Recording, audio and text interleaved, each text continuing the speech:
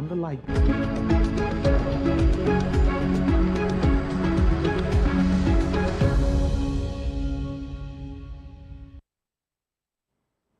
Well, welcome back, and we want to say very, very good morning again to you. If you're just tuning in, it is the newspaper review right here on Voice of the People Television.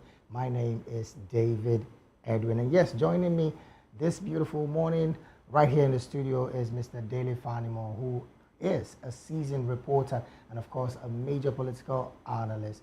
Well, I understand as well that Mr. Ojo has joined us virtually as well. Once again, gentlemen, thank you for joining this newspaper review. Well, let's start off. I'm going to start off from my virtual guest, and I want to start with Mr. Jide Ojo. You're a columnist with the Punch newspaper, and I want to start with the Punch newspaper this morning. One of the headlines here reads, Nigeria must review 2025 budget to avert crisis. Now, this is according to the IMF warning Nigerians and, of course, the Nigerian leadership about reviewing the 2025 budget. First, I want to find out from you, from your broad overview, do you think these warnings from international bodies like the IMF is something to hold on to, or should we, like some quarters across Africa are doing, ignore some of these warnings coming from these world bodies? Consider this that we need to review our budget. That budget was premised on $75 to a barrel of crude, and I think it was based on 1.8 million barrels per day crude oil production, and inflation to be down to 15% from 10%. All of these parameters have not been met. You recall that even with the Israel-Iran political crisis that led to the death of over 900 people in 12 days, despite the surge in the price of crude oil in international markets, the highest it went was about $73. And that was just for a couple of days. It's now back to about $65, $64. So, of course, it's obvious that we cannot meet our revenue target from the crude oil production as well as from the exchange rates we have put, or the benchmark rather, not exchange rate, the benchmark we have put on the crude oil. So we definitely, and that's why you see President Tinubu recently sending letter to the National Assembly for approval of another round of borrowing, because we are running a deficit budget, as it were. And even with the newly signed tax reform law, you call that despite this not be effective. Okay. We understand that you kind of have a call there. Maybe we'll allow you attend to that while we'll come to the studio. Well, Mr. Dele Fanimo, once again, welcome. Thank you. Okay, all right. I understand that you're back on. Please continue with your thoughts, Mr. GD. What I'm saying is that even with you can see the president seeking the approval of the National Assembly for further borrowing, because we have not been able to meet our benchmarks in terms of budget benchmarks. And there is a lot of infrastructural gap that needs to be bridged, and a lot of resources is needed. Even in terms of payment of staff salary, wages and emolument, we have seen new commissions created. It was after the budget that we have the development commissions, the Southeast, South-South, Southwest, Northwest Development Commissions. Right. Two were previously in existence. So all of this have to be funded. So by and large, I think it's in order to say we need to review downwards our 2025 budget. And then perhaps one area to shed weight is the padded constituency projects. that is in trillions of naira that the Yeah. National Assembly have added to the budget. But Okay. Yeah. it's all in from the president and the presidency as a whole. All right. Now, you did mention earlier the fact that some commissions have been, inaugurated, and some quarters in the country are saying these seem to be ambiguous for a budget that there has been complaints about before time. But then, looking at these commissions that were inaugurated recently, and of course, the fact that these commissions need funding, do you think, from the part of the presidency, they are doing well on these commissions being inaugurated and, of course, funding at a time where we're supposed to be cutting down on our spending as a nation? Yeah, my brother, I also worry. I worried about, I mean, in one breath, recall that early last year, the president gave the marching order for the implementation of the Steve Oronsaye report, Yes. which has been killed in view, obviously, because while the president asked for the implementation of that report way back in April or thereabout last year, and gave them 3 months, 12 weeks within which to conclude that. We've not seen any action on that. It's been killed in view. And the president then went on the same year, 2024, to establish additional ministry of livestock development.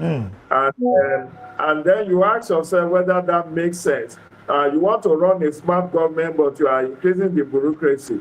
Now we have all these six geopolitical development commissions which have to be funded in billions of naira. Meanwhile, NDDC that has been established since 2000, year 2000, is claiming that it's not been adequately funded and that the federal government is showing it a lot in up to trillions of naira in the arrears of approved budget that was not released to them. So it's one thing to establish all these commissions and agencies. It's another thing to get proper funding for them. But let's hope that when the new tax law takes effect in January 2026, perhaps we'll be on better ground to get proper funding for these newly established departments and agencies. But I know why the president may have acceded to that. And let me also say this very quickly that I have a brainwave over it. Do you know that under Tinubu presidency, we have found additional 22 federal universities, 22 as at April 2025, 22 new federal universities, either University of Agriculture or University of Technology. They are just, establishing universities like a noodle. Meanwhile, the existing universities have not been properly funded. And I found it, it's just like political platification, if All I right. can use that. He gave one to the Ogoni people Well, when they became active to just count their failures. All of this is not helpful in the midst of limited resources okay. to fund them. All right. Well, I like your submission to this, but before I come to the studio, I know our correspondent Matthew Ogunswada is in the streets of Lagos, getting the views and opinions of Nigerians as concerning the headlines that they are staring at this beautiful morning. Matthew, a very, very good morning to you.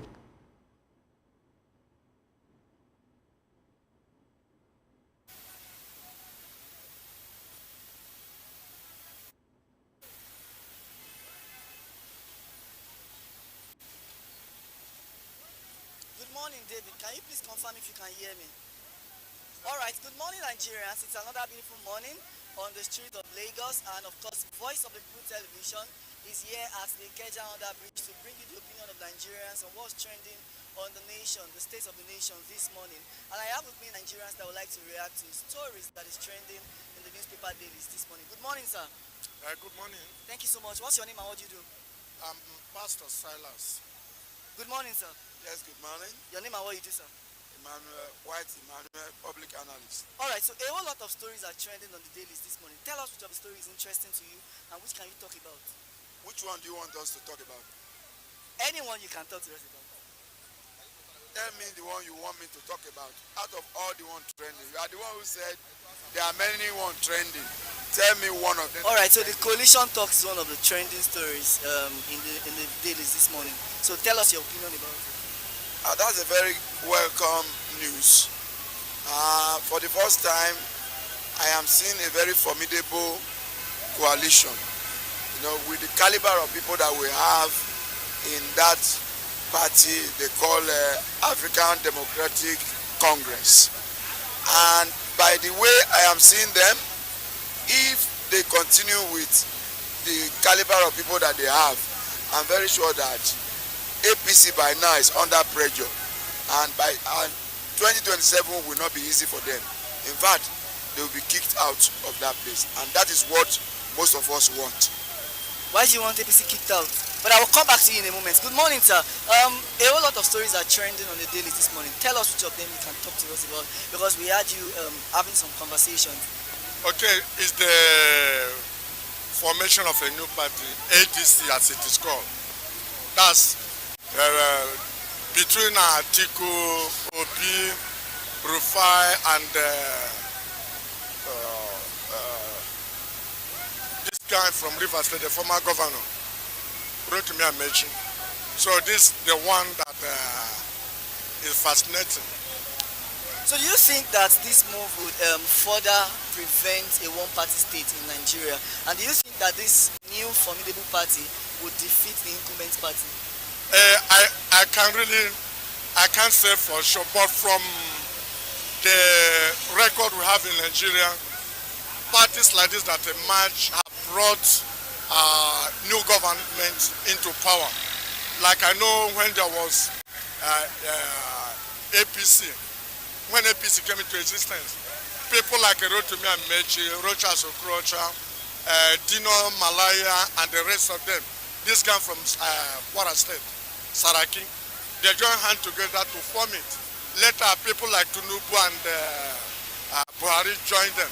So when the things start to have this grow bigger and bigger, they unseated the government that was in power by then, that the PDP government. So they can do anything, they can unseat anybody. If they have the same agenda the APC had when they started. But there's something that is, there's something that I don't understand. Most of the people that are forming this party now are the same people that left PDP to form APC and now leaving APC to form ADC. I don't have many of them do not have a good thing to write home about. I know in Kaduna State, somebody like Erufai did not do well. There was problem pocket of kidnapping, terrorism, armed banditry and other vices took place in Kaduna State. And he was ruling with sentiment. The southern Kaduna were disenfranchised, or what you call political gerrymandering was going on in Kaduna State at that time. So you talk of Amechi. Amechi thought by going to APC, he was going to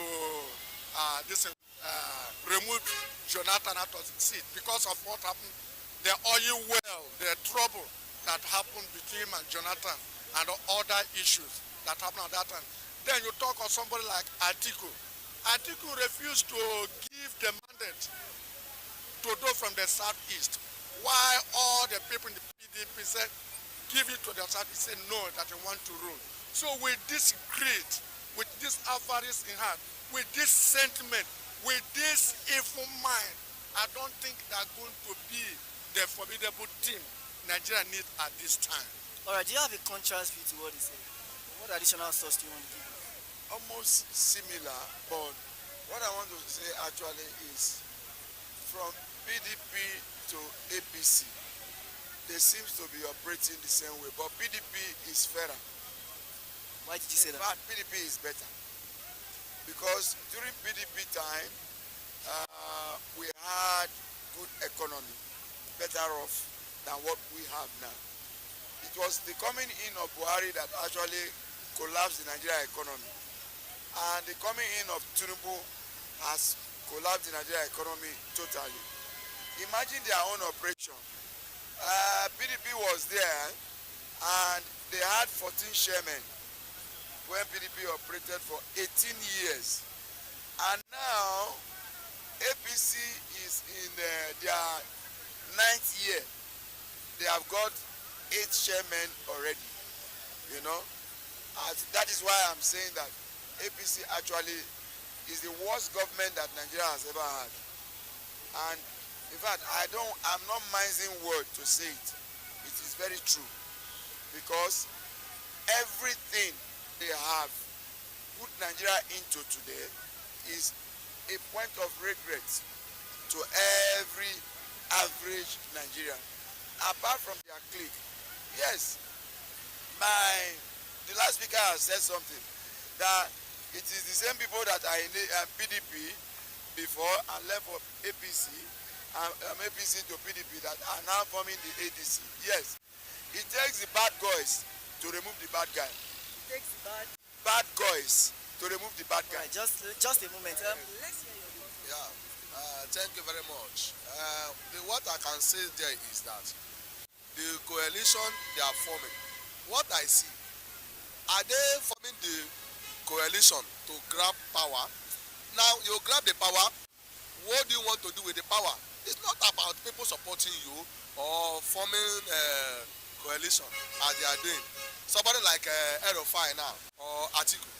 Now, these people who are desperate for power, they are not desperate for the power to help Nigerians or to wipe away what we are facing, like insecurity, poverty, hunger. Are you getting it? Now, they are thirsty for the power for their own selfish interest, not for the interest of the country. Are you getting it?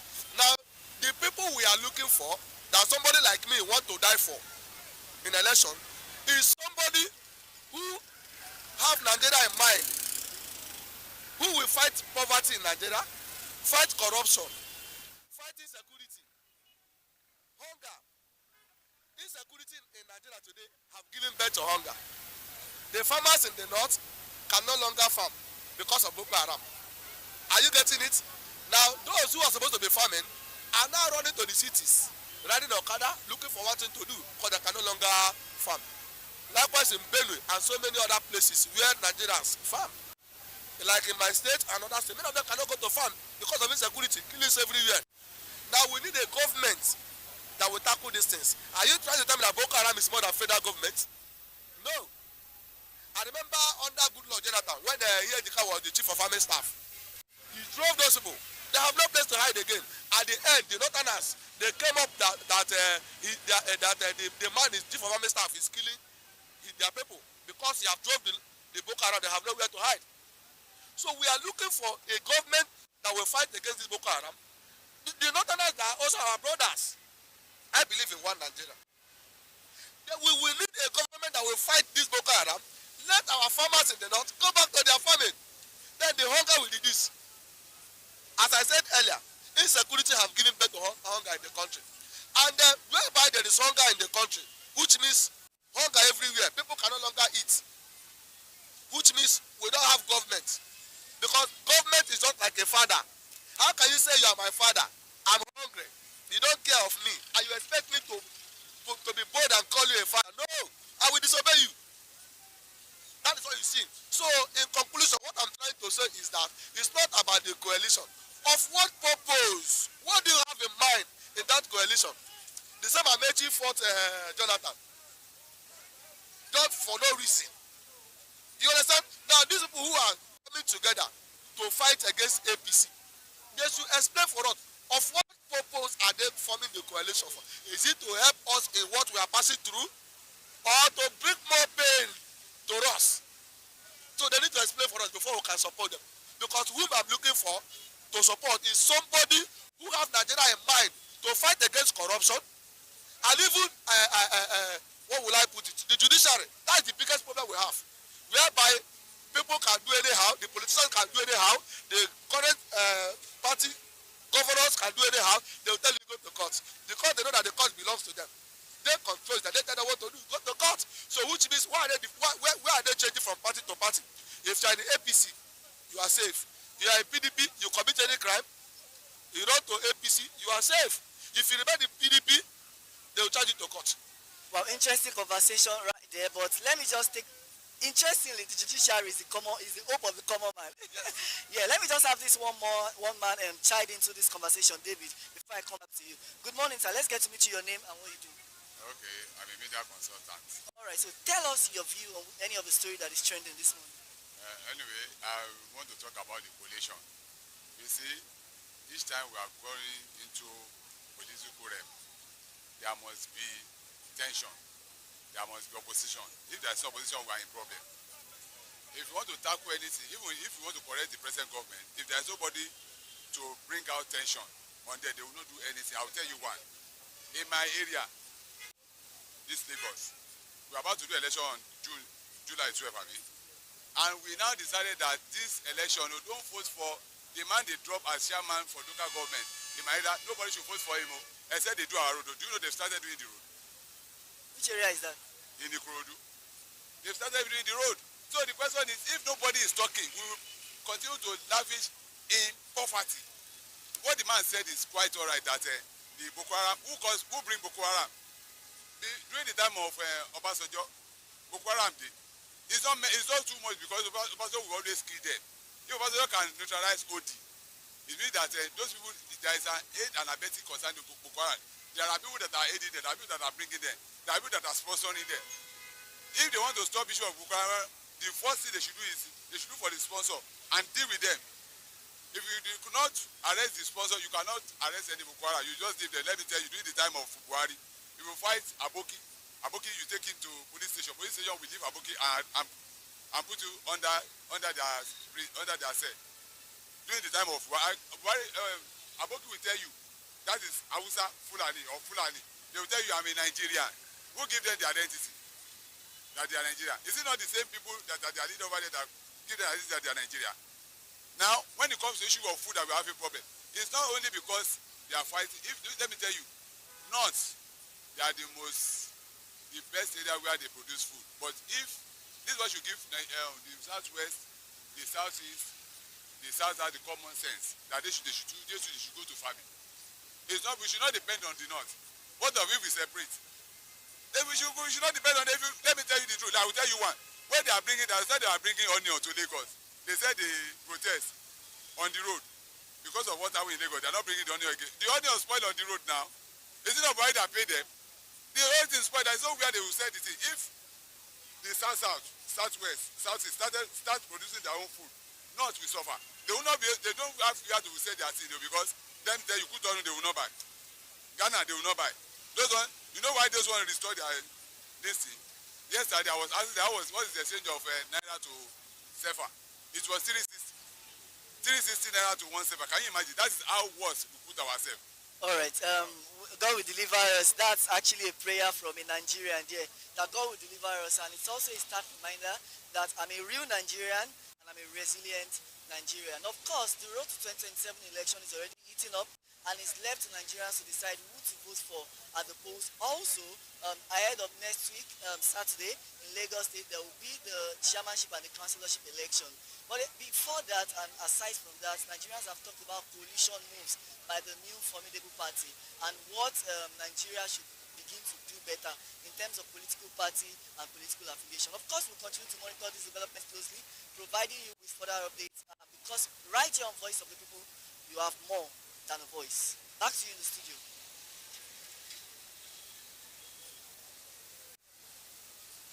Well, thank you so very much, Matthew Gunswada, for getting those reactions from Nigerians who really had their voice heard on the newspaper review. All right, let me bring it back to the studio here, where I have with me Mr. Daly Fanimo. Again, the conversation from the IMF, particularly on the review of the 2025 budget to avert crisis. This is a statement from the IMF warning the federal government to look into it and review it. What's your view? And do you think that we're running a budget that, of course, is in a major deficit right now? Now, let me start by telling you that budget is just a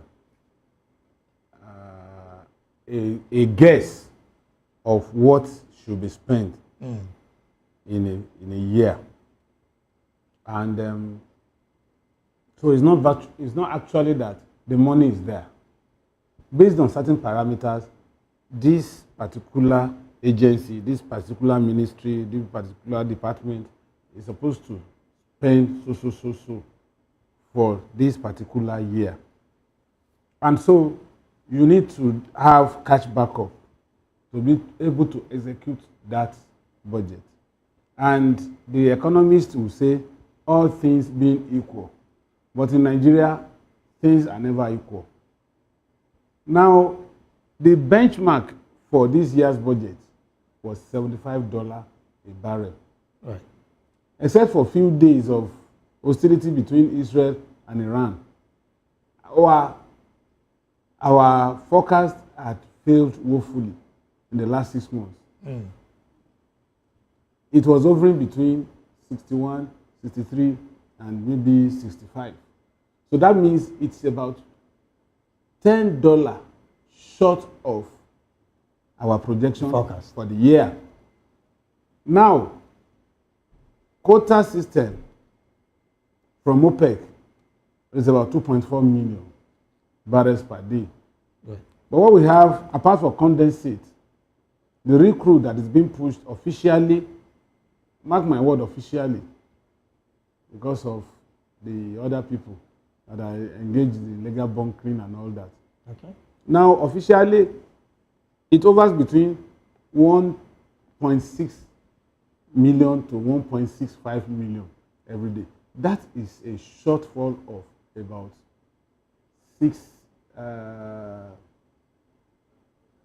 about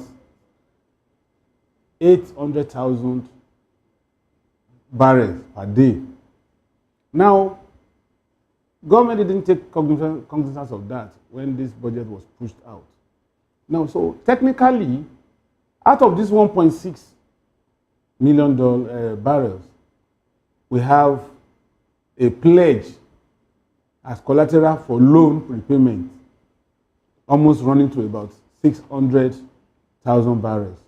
So technically, Nigeria today has only 1 million that is giving us revenue, or less. So how will a budget predicated on those known parameters without factoring all things not being equal be able to be funded? And so when you have budget deficit, the plausible thing to do is to borrow money to shore up that appropriation that you cannot meet up with. Now, just but like there is a threshold. Yes. That threshold is what is triggering IMF to the point of advising us on how best to slow down on our borrowing. Okay, now looking at the fact that the budget has been, of course, passed and all of this, would you also want to chime in on the fact that some quarters have said that the presidency is not looking at the reality of what the budget would talk about when they went ahead having development commissions being inaugurated and, of course, some new agencies and all?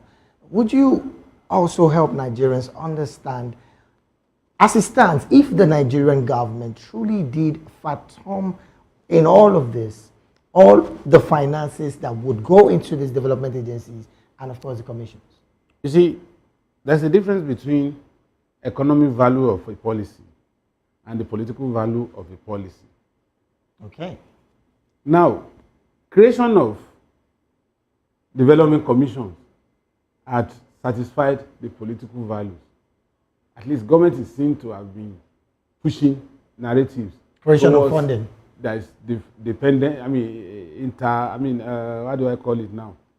Some level of dependence for regional groups in the country.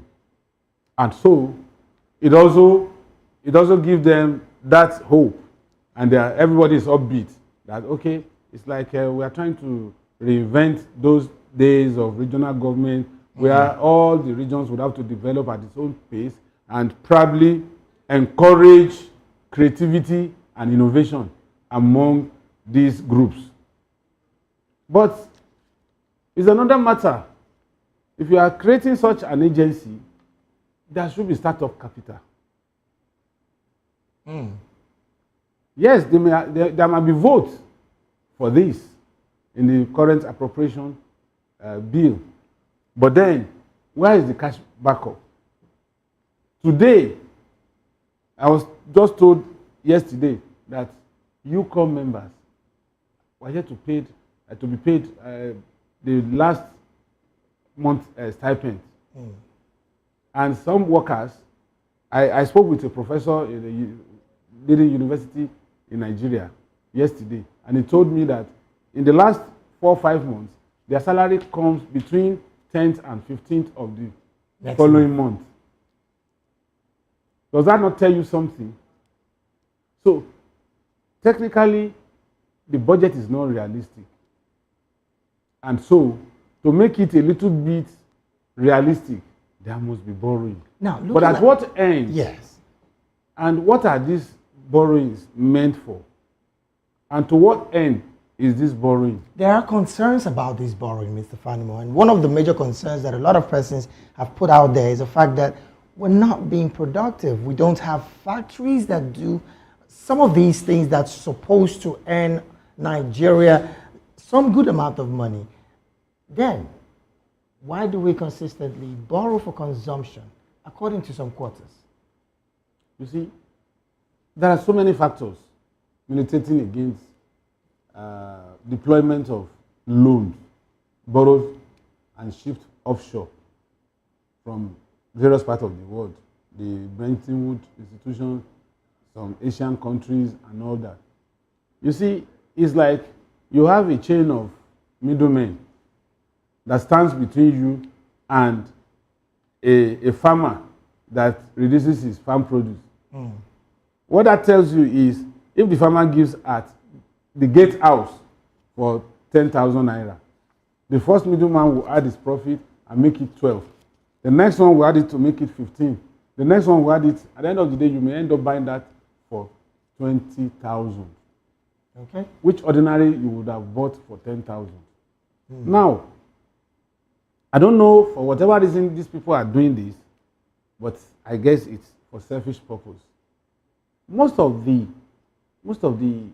areas these borrowings are supposed to address are not being addressed. We can't see how much had been deployed in terms of visible and tangible outcomes. So what we have now is, you imagine somebody saying that he is borrowing certain amount of money to empower girl child. How do you define the girl child? And how do you meet the girl child? And if you have to meet the girl child, it means you have to meet that girl child in their enclaves. And I've not seen any girl child that has told me that anything in form of either palliative, either startup to build SME had gotten to her. And yet, we hear every day that certain amounts had been spent. I told you a story some time ago. I was in Ibadan when somebody came to call somebody that lives with me that she should come to the local government headquarters nearest to us. Lo and behold, when she was coming back, she brought 2 bags of maize, insecticide, pesticides, and all that. I said, where is this coming from? She said, there is a largesse from federal government.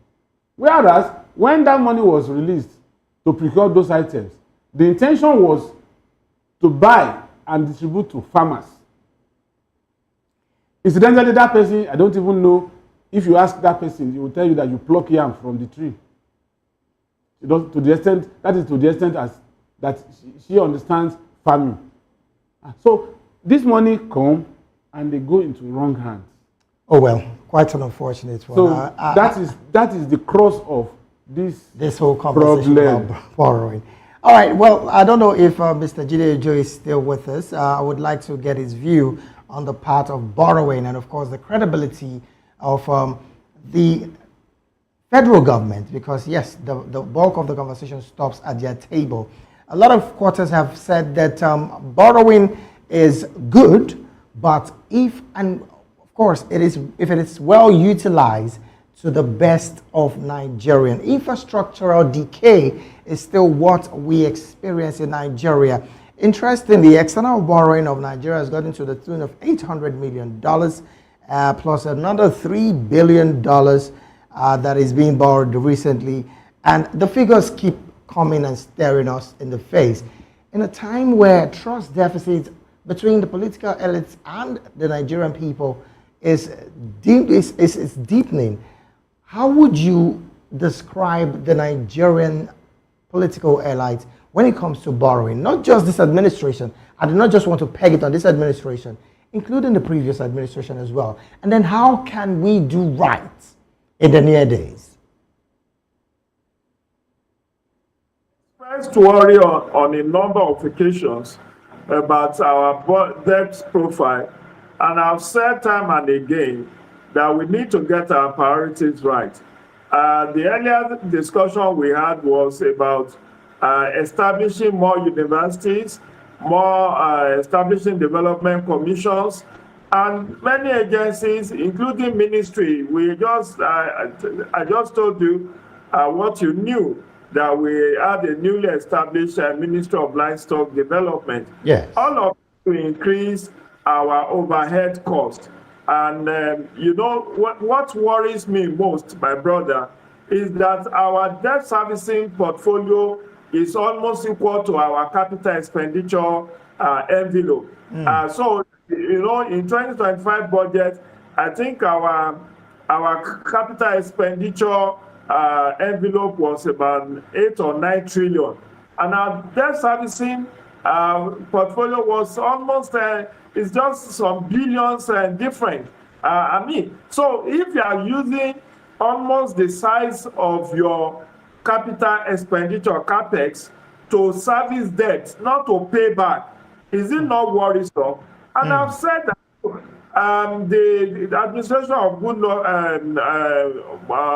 administration of Umaru Musa Yar'Adua years back set up a committee to look at all the abandoned projects of federal government, and it's Engineer Bunu was the chairman of that committee, and they came out with thousands of uncompleted projects across this country, and even estimated how many trillions we needed to complete. And I've said, why don't we auction some of these white elephants?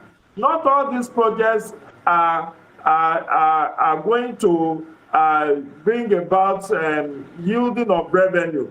Why do we continue to embark on white elephants that will not add any value? And what I've also seen government doing, which is commendable, is the build, operate, and transfer, BOT, or what we call PPP in the private sector for infrastructural development.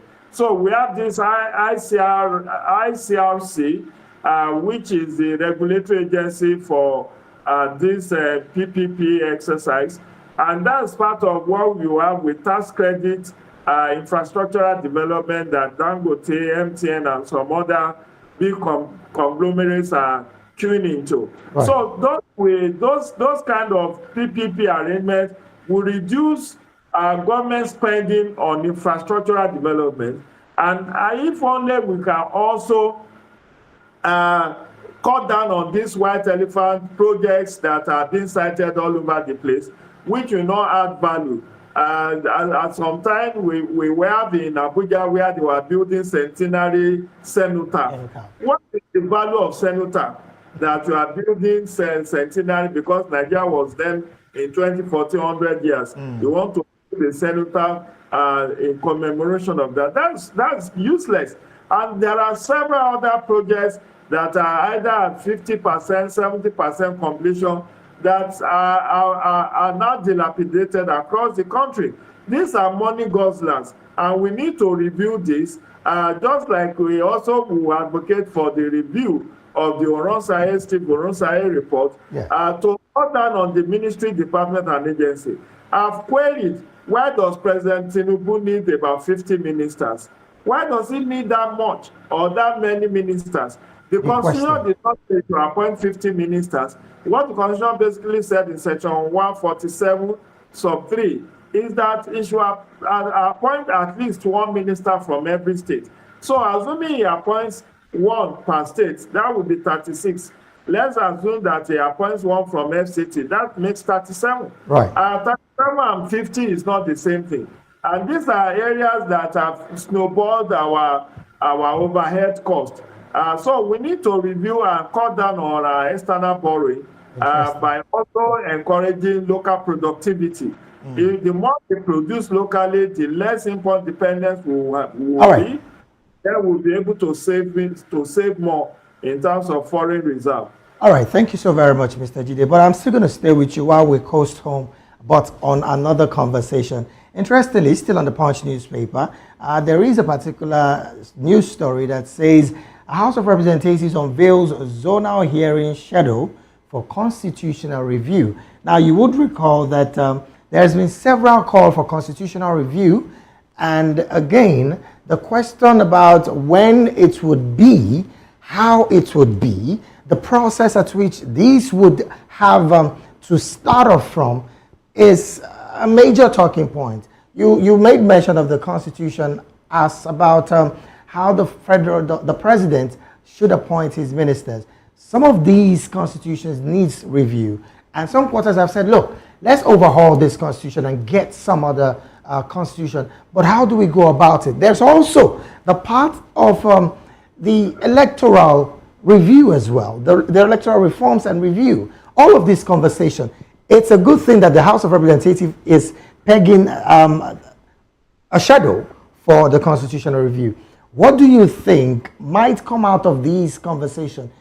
Are we going to be having a review that will be checked holistically and, of course, passed as law, or are we also going to see another Orosoya report or review not seeing the light of the day?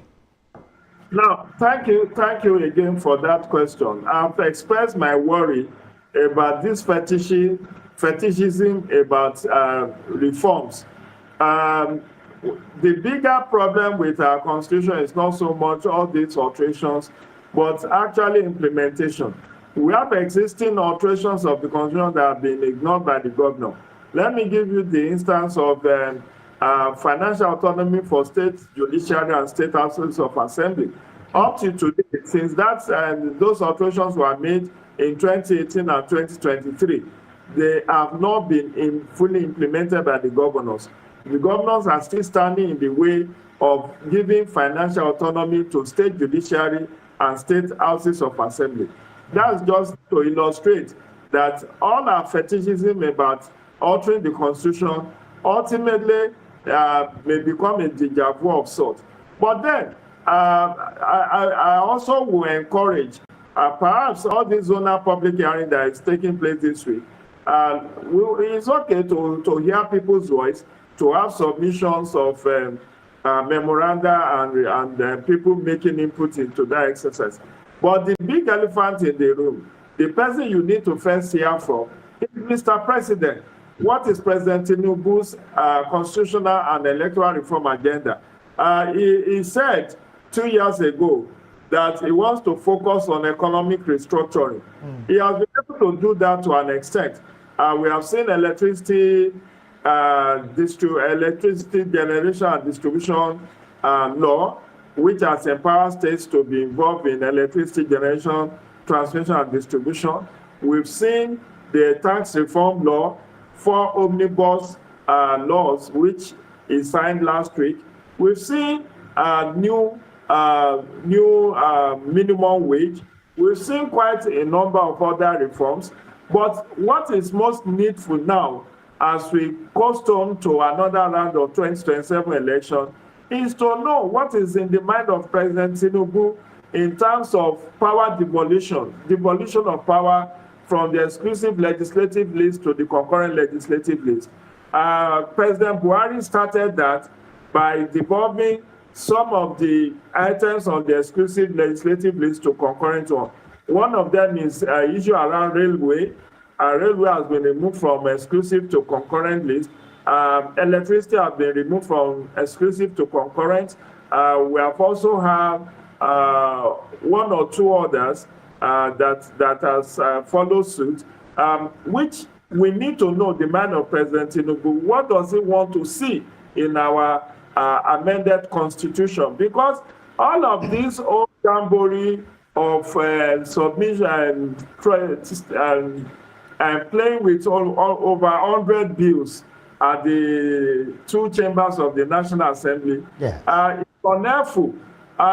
Because when these bills, when they are passed, ultimately, the buck stops at the table of Mr. President.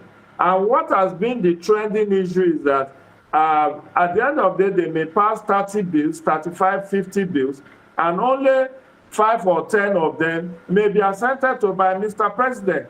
So all this issue of separating the office of auditor, accountant general from that of accountant general of the federation from accountant general of the state, all this issue of having separate office for attorney general of the federation from minister of justice, they have been passed in time previously in 2010, in 2018, in 2023, but they were not signed into law. So we need to know what is I think that's the leadership of the National Assembly need to get a feel. If it's a memorandum from the presidency that says these are areas of my concentration that I want to see. I want to see power devolved. For instance, the issue of solid mineral. Why should solid mineral be on the exclusive legislative list? Meanwhile, the Land Use Act has vested all lands in the state government. The lands have been vested in state government, but the minerals in that land is vested in the federal government. Is that not antithetical? quite contradictory. Like Nasarawa with 34 solid minerals in commercial quantity. Yet it cannot by itself exploit those mineral resources And fund itself. The situation in the First Republic. These are some of the issues that we need to pick the brain of Mr. President to know where does he want the pendulum to swing in the area of electoral and constitutional alterations. Okay, well, while we're custom, I want to come to Mr. Dele Fanimo. He did mention quite a lot, and one that sticks to me heavy is the fact that we're having issues of resource control, which again, just like he mentioned, we need to talk to the president and find out where his concentration would be. But looking at the fact that the House of Representatives have decided at this point we're going to have constitutional review, but of course going across the 6 geopolitical zones to get these conversations and bring them together. Do you think that these kind of conversation would definitely see the light of the day, because Nigerians have been clamoring for a major overhaul of the constitution, plus even electoral reforms as well? We can't just wish away the 1999 constitution as it is today. The best we can do is to find a way of amending those sections that are congruent to the survival and development of the country. Right. And one of it is critical that he has just mentioned, resource control. I'm from Ondo State. They just came up with the bill on bitumen exploration and exploitation after over 50 years of discovery of that mineral resource. 34 billion cubic feet of bitumen. Oh boy. About the 3rd largest in the world. And just lying there. And we are crying that we don't have money. So much to talk about, Mr. Fadimo. Unfortunately, this is where we have to draw anchor on this conversation. I really did wish that we'll have so much time to talk about some other stories that I've just stumbled across here on the Punch newspaper. But because of our time, this is where we have to draw anchor. We want to say thank you so very much to this gentleman who, of course, obliged us this moment. We had virtually from our Boji Studios, Mr. Jide Ojo, who is a media and development consultant and also a columnist with the Punch newspaper. And we want to say thank you as well to Mr. Dele Fanimo, of course, a seasoned reporter and, of course, a public affairs analyst, for joining us on this conversation. Gentlemen, thank you so very much for being here. Thank you so very much, Mr. Jide Ojo, for being here. All right. Wonderful day. Do have a great day ahead as well. Well, this is where we have to call it a day. On behalf of myself and, of course, the entire backroom staff, I want to say thank you so very much for being here. Up next, you want to find out, you definitely know we're talking sports at the top of the hour with Kizzy K. Well, this is where we have to draw the curtain. Thank you so very much for being here. David Edwin saying, do have an amazing day ahead. God bless Nigeria.